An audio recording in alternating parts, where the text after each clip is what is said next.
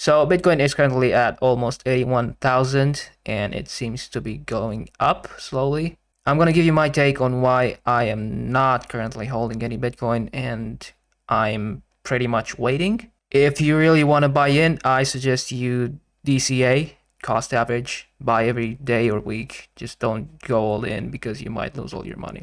So here's the thing. If 60,000 was the bottom a few months ago in February, it means that we're not really respecting the 4-year cycles anymore. So if that's the case, we can probably expect it will go up and down like this and you will get your average 10% yearly return or something.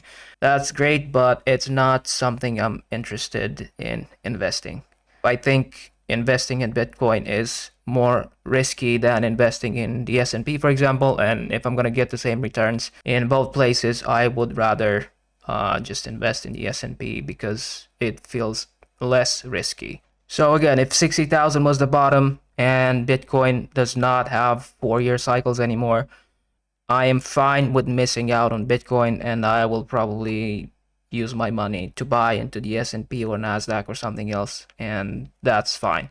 Okay, now on the other hand, if we still have 4-year cycles and things will continue to move exactly like they did for the past 15 years, it probably means 60,000 was not the bottom. Now, I think this is probably the case, and that's why I am still waiting, because if we're trying to time the cycles, the bottom will probably happen somewhere in the next 6 months.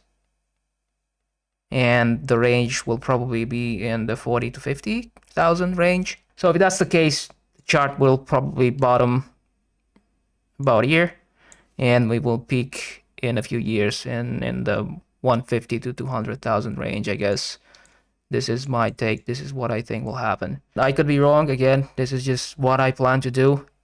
So if Bitcoin will ever be in this range, I will buy in and I will sell in this range. This would mean a from 50 to 150, a 3 to 4x in a few years, in 2 to 3 years.